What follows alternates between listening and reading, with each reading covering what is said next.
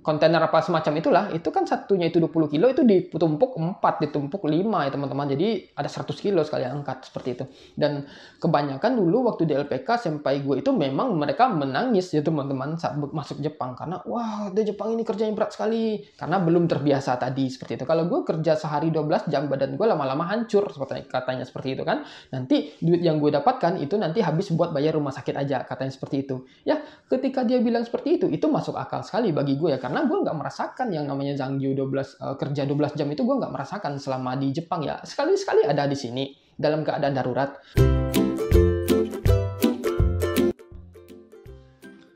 Action, minasan konnichiwa, pau desu.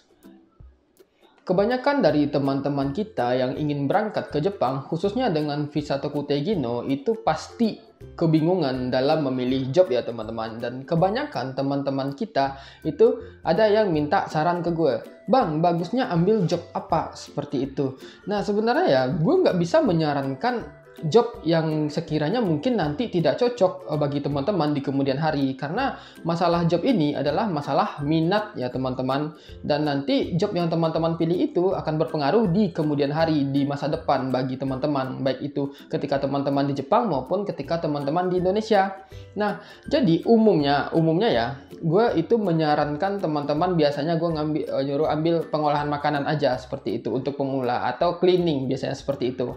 Biasanya kenapa biasanya gue menyarankan itu? Karena kebanyakan di pengolahan makanan itu untuk pemula gue rasa sangat cocok sekali. Kenapa? Karena nggak banyak kaiwanya. Paling kaiwanya itu awal-awal saja seperti itu. Dan instruksinya juga paling di awal-awal saja. Nanti setelah terbiasa dengan pekerjaan itu nggak akan banyak bicara biasanya ya. Tapi itu balik lagi ke pekerjaannya. Begitu pula dengan bidang-bidang yang lain seperti cleaning yang gue sarankan seperti itu. Waktu gue bekerja di bidang cleaning di hotel, gue dalam satu hari itu bahkan hampir tidak ada bicara dengan orang Jepang. Adalah, tapi cuma sekedar aja, maksudnya itu sekedar komunikasi biasa aja karena ada hal-hal penting yang harus gue lakukan seperti itu ya. Nah, tetapi mungkin teman-teman juga ada yang minat di bidang yang lain, dan mungkin juga sebagian teman-teman juga ada yang ingin tahu pendapat gue. Jadi di sini gue akan memberikan pendapat, yaitu job apa sih yang gue pilih yang untuk diri gue sendiri, job seperti apa sih yang gue pilih seperti itu. Nah sebenarnya ya untuk hal seperti ini memang di beberapa video sebelumnya gue sudah pernah ngebahas ya, atau memasukkannya sedikit seperti itu tentang job apa yang gue minati dan job apa yang gue pilih saat gue bekerja di Jepang seperti itu. Tetapi di video kali ini kita akan fokus pada pembahasan job seperti apa sih yang gue cari seperti itu. Barangkali nanti dengan pembahasan gue ini itu bisa menjadi referensi buat teman-teman untuk memilih job, sehingga teman-teman tidak kebingungan lagi untuk memilih job untuk berangkat ke Jepang, khususnya dengan visa Tokutei no. Nah maka dari itu di sini gue akan coba jelaskan ya sebaik mungkin kepada teman-teman. Jadi buat teman-teman silahkan nonton video ini sampai habis.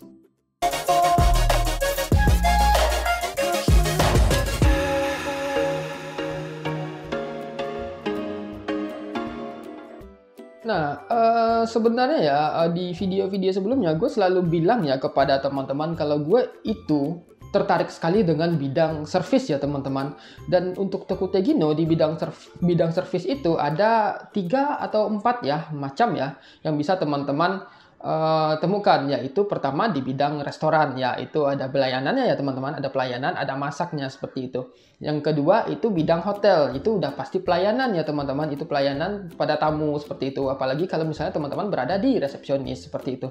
Terus bidang cleaning itu juga pelayanan ya teman-teman, pelayanan kebersihan seperti itu. Terus juga ada kaigo ya teman-teman, atau pelayanan, itu kan juga bagian pelayanan di bagian kesehatan seperti itu. Nah, gue sangat tertarik sekali dengan bidang pelayanan ini, kecuali mungkin gue akan skip satu job yaitu kaigo ya, karena gue memang tidak ada ketertarikan sama sekali dengan kaigo. Nah, jadi job seperti apa sih yang gue pilih? Nah, karena gue waktu itu magangnya di bidang cleaning ya teman-teman ya, kebetulan di hotel, artinya kan gue dapat 2 pengalaman tuh, yaitu pengalaman cleaning dan pengalaman hotel ya teman-teman. Walaupun di hotel gue nggak masuk front waktu itu ya, tetapi gue merasakan pelayanan yang gue lakukan, pekerjaan pelayanan yang gue lakukan ketika di hotel itu sangat membuat gue suka sekali. Dan waktu di hotel gue itu juga masuk ke restoran ya teman-teman, jadi kadang gue masuk di kitchen, kadang gue masuk di hall seperti itu. Dan ketika gue melayani orang itu itu ya, tamu maksudnya, itu gue merasa cukup senang, sangat senang ya teman-teman. Dan juga ketika gue masak di restoran, itu gue merasakan sesuatu yang menyenangkan sekali. Dan waktu itu gue merasa gue sangat menikmati pekerjaan ini, seperti itu ya. Sehingga waktu gue di hotel, gue memutuskan, oke, akhirnya gue akan memilih pekerjaan di bidang pelayanan, seperti itu. Maka waktu gue di hotel, gue kan waktu itu masih belum punya SSW waktu di tahun pertama ya. Jadi tahun kedua gue itu mulai ikut ujian, cari informasi tentang Tokopedia Gino. Gue ikutilah 2 bidang ujian, yaitu ujian perhotelan dan ujian restoran ya teman-teman. Karena gue ingin fokus di bidang pelayanan tadi, seperti itu. Dan untuk bidang cleaning, gue nggak ikut ujian lagi, karena kan gue udah magang di cleaning, jadi gue udah ujian Sanggo ya teman-teman, yang ujian Sangkyu maksudnya, ujian Sangkyu, dan itu gue nggak perlu ikut ujian lagi. Jadi ketika gue ingin pindah ke cleaning pun, gue juga bisa seperti itu ya. Nah, jadi satu, gue memutuskan bekerja pada minat gue ya teman-teman, yaitu di bidang pelayanan. Nah, barangkali mungkin ada juga teman-teman yang minatnya itu kerjanya itu di bidang yang outdoor seperti itu. Misalnya seperti pertanian, mungkin teman-teman ingin nanti saat tiba di Indonesia, pulang ke Indonesia, teman-teman ingin buka lahan teman-teman sendiri, sehingga teman-teman nanti itu bisa belajar dulu di Jepang, seperti itu ya. Setelah pulang di Jepang, bagaimana proses pertanian di Jepang, nanti teman-teman terapkan di Indonesia, bisa jadi seperti itu ya. Atau mungkin teman-teman yang tertarik dengan teknik sipil atau pertukangan, perkuliahan misalnya seperti itu ya, nanti mungkin teman-teman setelah pulang dari Jepang, teman-teman itu mungkin ngambil kuliah teknik sipil atau semacamnya, semacam itulah ya, yang setara dengan itu. Terus teman-teman di Jepang bekerja sebagai teknik sebagai gemba atau konstruksi. Barangkali nanti ketika teman-teman di Indonesia, kemampuan atau pengalaman teman-teman bisa teman-teman terapkan di kampung halaman teman-teman, seperti itu ya. Dan juga bidang-bidang lainnya, seperti itu. Nah, itu adalah salah satu alasan gue memilih pekerjaannya. Gue tertarik dengan bidang servis. Yang kedua, pekerjaan yang gue cari itu adalah pekerjaan yang tidak melibatkan aktivitas di luar ya teman-teman. Jadi gue ingin pekerjaan yang di indoor, seperti itu. Kenapa gue mencari pekerjaan yang indoor? Karena di Jepang ini musim itu ada 4 ya teman-teman. Dan 4 musim ini itu pesonanya beda-beda gitu. Rasanya beda-beda teman-teman. Jadi yang paling yang paling sulit itu adalah ketika musim panas dan musim dingin ya teman-teman. Jadi di musim panas dan musim dingin itu kalau misalnya teman-teman bekerja di luar, itu sangat menderita sekali bagi gue. Kenapa gue bilang menderita? Sedangkan gue aja yang tidak bekerja di outdoor, ketika gue jalan-jalan keluar, misalnya pergi ke suatu tempat, itu di musim panas dan musim dingin itu cukup panas sekali ya teman-teman. Jadi gue memutuskan untuk tidak mencari pekerjaan yang outdoor. Nah, untuk pekerjaan yang non outdoor atau pekerjaan indoor ini juga ada banyak ya teman-teman. Salah satunya restoran, hotel, cleaning, kaigo, pabrikan, itu kerjaannya indoor semua ya teman-teman. Jadi bagi teman-teman yang tidak ingin kerja outdoor, teman-teman bisa pilih pekerjaan yang seperti yang gue sebutkan tadi. Tetapi kalau sekiranya teman-teman memang suka aktivitas di luar, teman-teman ingin melatih diri teman-teman menjadi lebih kuat, seperti itu kan ya teman-teman, sambil melatih badan teman-teman, mungkin pengen berotot dan segala macam, teman-teman bisa ambil pekerjaan yang aktivitasnya di luar, seperti pertanian, gemba tadi ya teman-teman. Dan pekerjaan-pekerjaan misalnya, kadang ada juga pekerjaan yang dia indoor, kadang outdoor juga ada. Seperti teman gue yang bekerja di bagian tacking ya teman-teman, bagian besi itu. Jadi kerjanya itu kadang ngebengkokin besi, bikin rangka besi, seperti itu ya. Terus juga kadang dia itu kerjanya di luar, kadang kerjanya di dalam, seperti itu, ada juga seperti itu. Tetapi ketika teman-teman ingin bekerja di indoor, carilah pekerjaan yang mungkin pekerjaan itu fokus di dalam ruangan saja, seperti itu. Mungkin alasan sebagian teman-teman ada yang tidak mau kedinginan atau tidak mau kepanasan, tidak mau terbakar matahari dan segala macam ya teman-teman. Nah, itu salah satu alasan yang pekerjaan yang gue pilih. Selanjutnya adalah pekerjaan yang gue pilih itu kalau dari segi dari segi gaji ya teman-teman. Dari segi gaji, pekerjaan yang gue pilih itu adalah gajinya yang GQ ya teman-teman. Karena dari awal gue masuk Jepang, itu gaji gue selalu GQ ya teman-teman, atau gaji per bulan, bukan GQ. atau gaji per jam. Dan selama gue dengan gaji GQ ini, gue merasa sangat betah sekali ya teman-teman. Ya memang ada plus minusnya lah gaji antara GQ dan GQ, dan tapi umumnya sama lah seperti itu. Kalau ketika teman-teman bekerja di bidang pelayanan, gaji GQ itu gue rasa ya cukup menguntungkan seperti itu. Kenapa gue memilih gajinya GQ atau gaji bulanan ya teman-teman, bukan per jam? Karena ketika teman-teman gaji bulanan, itu gaji teman-teman ketika teman-teman bekerja di Jepang itu kan 1 bulan itu 160 jam ya teman-teman. Ketika teman-teman itu bekerja masih dalam 160 jam, gaji teman-teman itu akan sama terus seperti itu. Terlepas teman-teman itu kadang kerjanya sedikit, kerjanya kurang dari jam yang ditentukan, gaji teman-teman itu tetap sama. Tetapi kalau sekiranya teman-teman mungkin lebih kerjanya itu 160 jam, misalnya kerja 110 jam, misalnya seperti itu ya. Nah, teman-teman itu tetap dihitung lembur atau zangyo seperti itu ya. Nah, sebagai contoh pengalaman gue waktu di hotel ya teman-teman. Jadi, waktu di hotel itu gue gajinya GQ. Waktu di hotel gue dapat kerja itu sedikit teman-teman, sedikit. Satu hari itu kadang 3 jam, kadang 5 jam, kadang 6 jam, 7 jam itu sangat jarang sekali. Umumnya 3 jam atau 5 jam seperti itu ya. Nah, kita rata-ratakan 6 jam lah seperti itu. Kadang dalam 1 bulan itu jam kerja gue itu cuma 120, 130 jam gitu, nggak sampai 160 jam. Dan libur gue itu waktu di hotel ya, waktu di hotel. Hotel gue memang banyak ngasih libur. Dalam 1 bulan, kadang gue kerja itu setengah bulan aja, 15 hari, 16 hari. Ada pernah waktu itu masa gue kerja cuma 12 hari ya teman-teman. Dan ketika gue bekerja, gue bandingkan misalnya gue bekerja dalam 1 bulan itu 24 hari dibandingkan dengan kerja 1 bulan 12 hari, itu gajinya sama ya teman-teman, karena sistem GQ tadi. Jadi waktu itu kadang gue ada masa gue pergi main ke tempat teman gue, ke Kagawa Keng gitu ya. Mereka kan umumnya bekerja di pertanian dengan gaji GQ ya teman-teman. Jadi kadang gue main ke sana, gue ambil libur. Kadang gue minta ke manajer gue itu minta libur seminggu, dikasih seperti itu. Dia baik kan, dikasih. Terus ngomong lah gitu, kamu kalau libur kayak gini nggak dipotong gaji katanya gitu kan. Gue bilang, oh enggak gitu kan. Loh kok enggak? Ya gue mau kerja seberapa pun, kerja berapa hari pun, berapa jam pun, kalau misalnya nggak lebih dari 160 jam, gaji gue tetap full, gue bilang gitu kan. Wah enak banget seperti itu kan. Kalau misalnya gue libur, ya gaji gue tetap sama, full. Waktu itu anggaplah gue teori, misalnya ya, anggaplah teori gue 10 misalnya ya. Walaupun gue kerjanya itu 15 hari, gue kerjanya 18 hari, gaji gue tetap dapat teorinya itu 10 seperti itu. Sementara teman-teman gue yang di pertanian, mereka udah kerjanya di outdoor seperti itu ya. Nggak ada yang buruk dari kerja outdoor, itu bagus sebenarnya. Karena itu melatih fisik kan.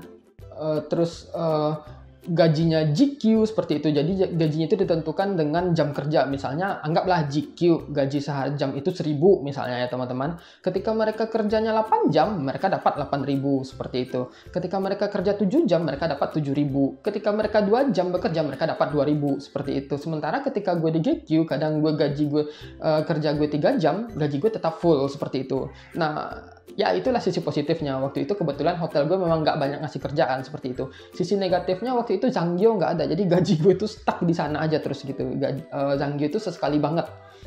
Terus juga enaknya kamu kerja di hotel, tidur di kasur hotel, di kamar hotel, gaji full walaupun ngambil libur. Seperti itu kan beda dengan kami kerja di luar katanya gitu kan. Dia ngeluh nih, kami kerja di luar, musim panas-panasan, musim dingin salju-saljuan, seperti itu katanya kan. Terus tidur di, waktu itu rumah teman gue itu memang nggak layak banget sih gue lihat waktu itu, di kamar yang seperti ini. Waktu itu gue sempat nginap di sana dan gue nggak bisa tidur semalaman itu karena nggak nyaman ya teman-teman waktu itu, karena gue kan udah tidurnya di hotel seperti itu, memang fasilitinya udah bagus sekali seperti itu. Dan waktu itu gue datang ke tempat teman gue itu, gue merasa gue banyak sekali dapat pelajaran.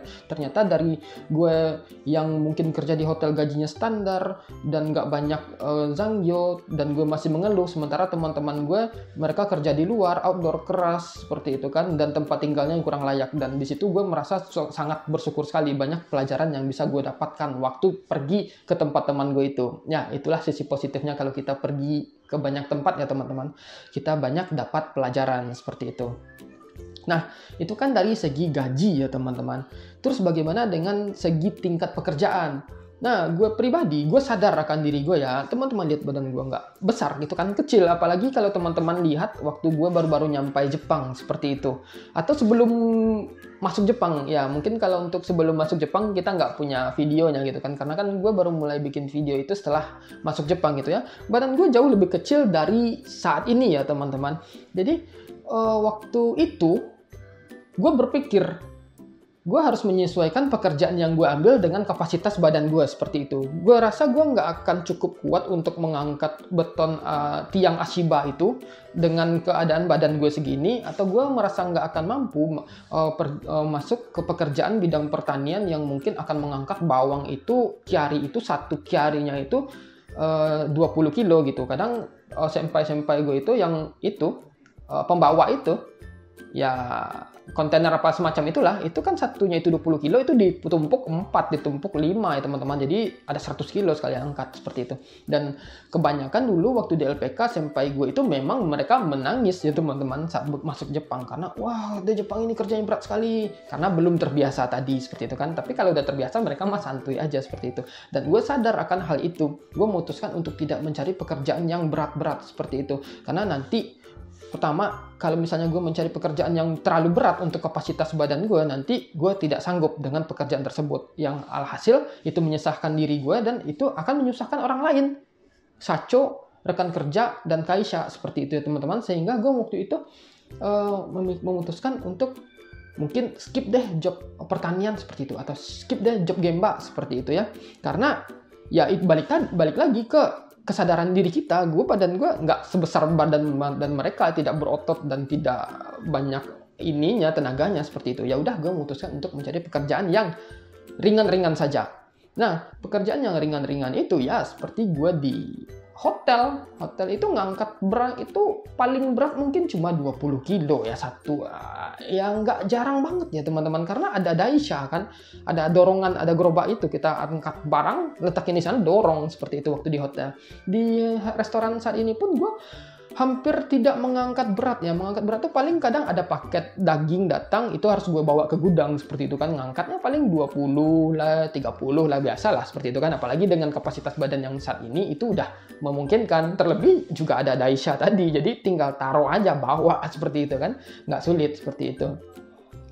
Dan juga mungkin kalau di bidang pelayanan seperti Kaigo ya teman-teman, mungkin akan sangat banyak juga mengangkat berat, mengangkat badan orang ya teman-teman, mengangkat badan nenek-nenek itu misalnya mandi seperti itu mungkin juga ada. Tapi teman-teman sesuaikanlah dengan kapasitas diri dan badan teman-teman. Nah, mungkin kalau misalnya teman-teman itu tertarik dengan pekerjaan berat, mungkin teman-teman ingin setelah pulang nanti jadi pria berotot misalnya seperti itu kan, membanggakan cewek-cewek, membanggakan orang tua, nanti badannya pulang-pulang udah besar seperti itu ya. Itu juga boleh teman-teman, sesuaikanlah dengan kebutuhan teman-teman. Teman-teman mungkin ambil pekerjaan yang cukup berat seperti itu kan. Teman-teman udah pernah lihat video teman-teman yang ngangkat membuat Ashiba itu, mereka ngangkat itu kayak gini loh, harus lurus seperti itu. Itu benar-benar kekuatan otot yang sangat luar biasa.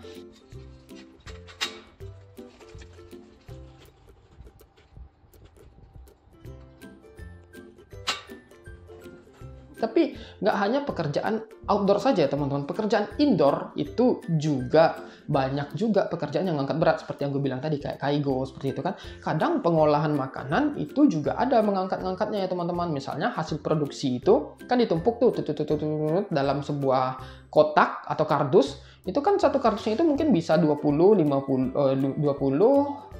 kilo lah gitu kan. Dan itu ngangkatnya itu kan nggak satu-satu gitu, karena lama, nggak efisien. Biasanya ngangkatnya itu sekali 3 atau 4 kotak seperti itu kayak gini gitu kan. Nah, itu juga merupakan salah satu bagian mengangkat-angkat. Yang namanya pekerjaan fisik pasti ada mengangkat-angkatnya ya teman-teman, tapi bebannya itu relatif di setiap bidang seperti itu.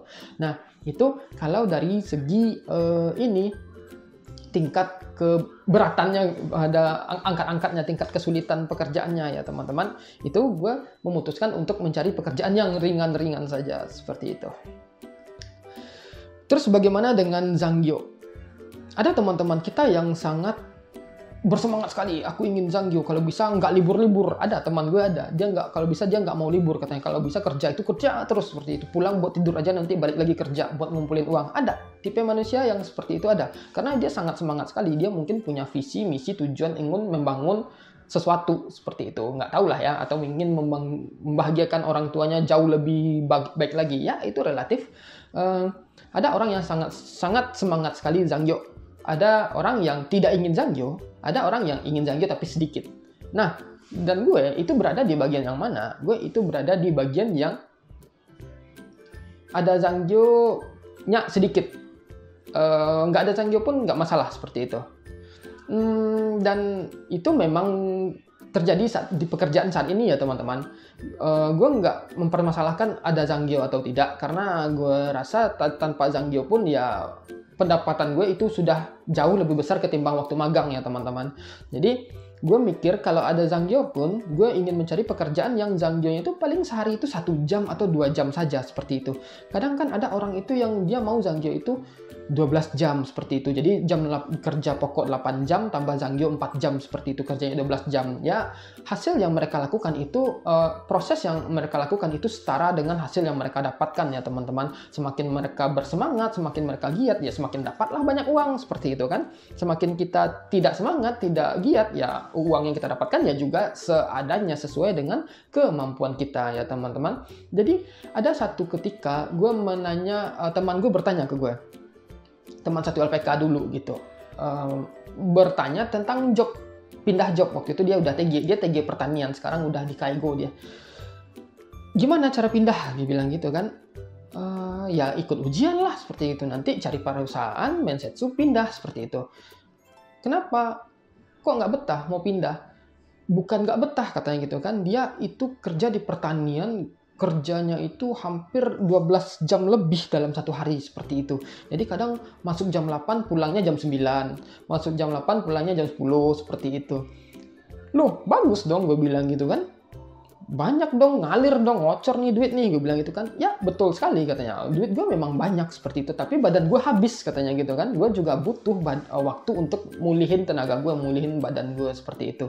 Jadi gue ingin pekerjaan yang standar-standar aja, yang pas-pas aja. Zanggyo-nya ada, tapi gue juga punya waktu untuk memulihkan badan gue seperti itu. Kalau gue kerja sehari 12 jam, badan gue lama-lama hancur, katanya seperti itu kan. Nanti duit yang gue dapatkan itu nanti habis buat bayar rumah sakit aja, katanya seperti itu. Ya, ketika dia bilang seperti itu masuk akal sekali bagi gue ya, karena gue nggak merasakan yang namanya Zanggyo kerja 12 jam itu gue nggak merasakan selama di Jepang ya. Sekali-sekali ada di sini dalam keadaan darurat, tetapi gue hampir bisa dibilang sangat jarang merasakannya. Jadi gue nggak tahu bagaimana perasaan orang-orang yang kerja 12 jam, apalagi yang kerjanya itu gemba atau kerjanya itu outdoor seperti itu ya. Gue nggak tahu sampai di situ, tapi dengan mendengar teman-teman gue itu, gue mengerti apa yang dimaksudkannya, apa yang disampaikannya seperti itu. Dan setelah gue mendengar dari pernyataan dari teman-teman gue itu, gue sadar, oh iya ternyata betul juga ya. Kalau misalnya kita kerjanya terlalu over, kita kan nggak dapat keseimbangan dalam kehidupan, nggak ada waktu buat mulihin diri, nggak ada waktu mungkin buat komunikasi sama keluarga seperti itu. Ya mungkin kita akan disenangkan dengan mendapatkan banyak uang dan seperti itu, tetapi di sisi lain badan kita juga cepat habis seperti itu kan.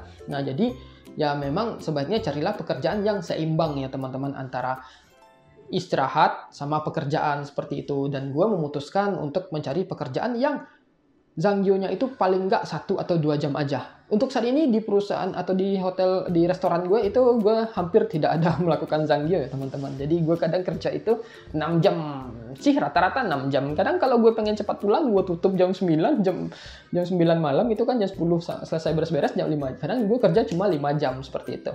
Kadang ya adalah masa-masa kerja 7 jam seperti itu ya. Ya tergantung kesibukan lah. Karena kan untuk restoran tempat gue bekerja itu hampir 80-90% gue yang memutuskannya, mengelola seperti itu. Ya, pokoknya wewenang itu diberikan ke gue seperti itu. Kalau sepi, udah tutup seperti itu. Karena gue juga mau istirahat nih seperti itu kan. Nah, itu untuk segi Zanggyo ya teman-teman. Nah, terus sekarang sebenarnya banyak sekali yang ingin gue sampaikan. Tapi gue nyampaikan inti-intinya aja seperti itu. Mungkin sambil dengar bacotan atau cerita gue lah ya teman-teman. Mudah-mudahan ini cukup menarik. Yang paling gue cari dalam pekerjaan itu adalah, ini keinginan semua orang ya teman-teman, gaji banyak, kerja sedikit. Ya, itu memang sangat sulit sekali ditemukan. Tapi ada. ada ya teman-teman, dan itu sesuatu yang mungkin tidak bisa didapatkan secara instan. Ada proses yang harus dilakukan, ada skill yang harus dikeluarkan, ada kualifikasi yang harus dimiliki, seperti itu.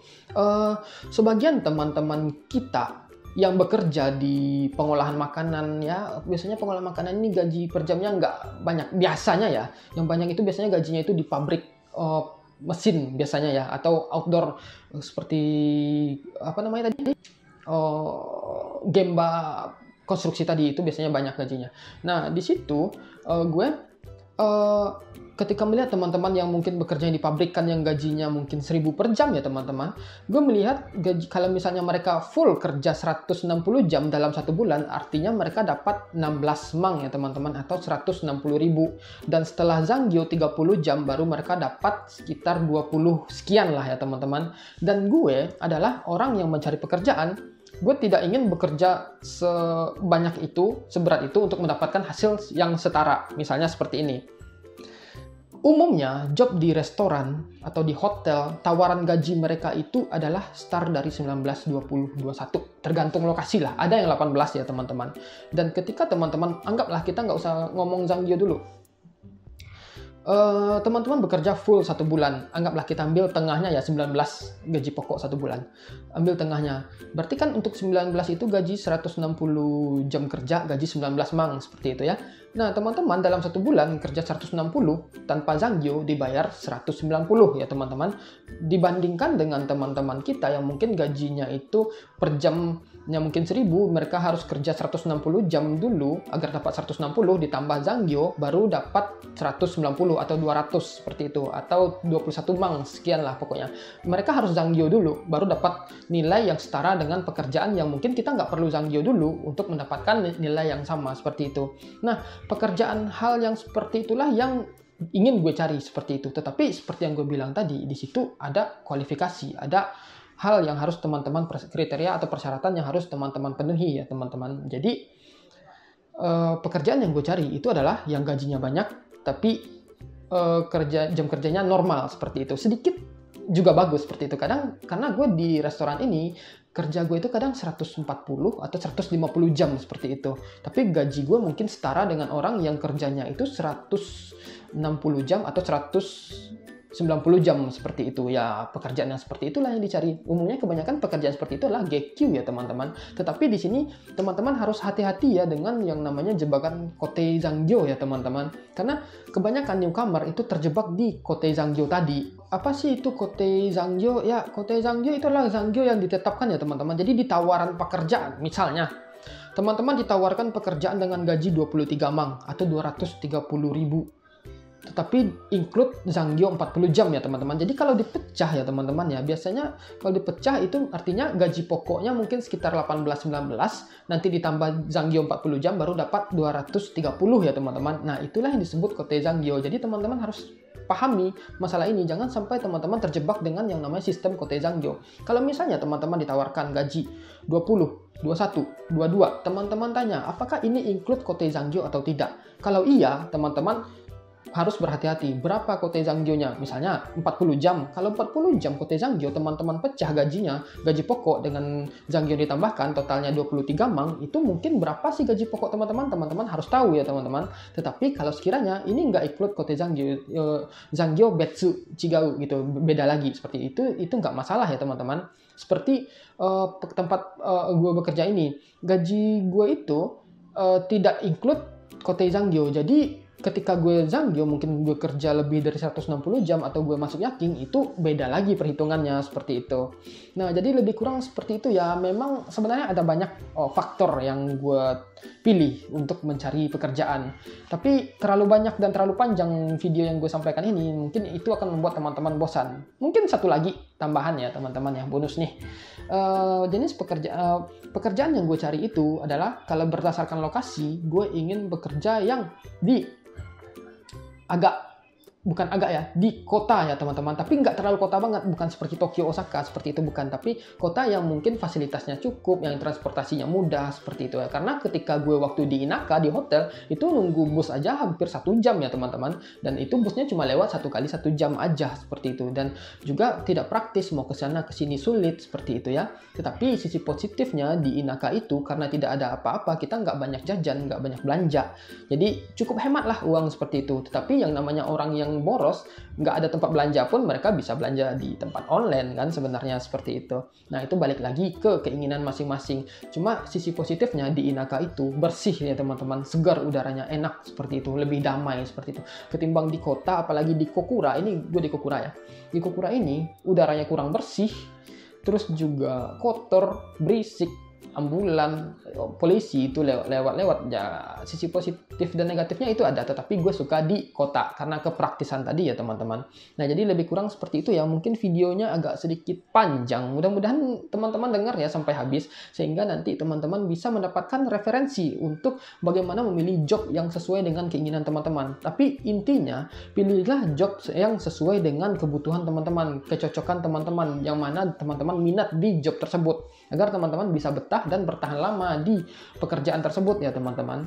Nah jadi lebih kurang seperti itu. Kalau sekiranya teman-teman masih punya pertanyaan, silahkan aja tulis di komen, gue bakal jawab sebisa mungkin ya teman-teman, karena pertanyaan teman-teman itu merupakan sesuatu yang sangat bermanfaat sekali bagi gue.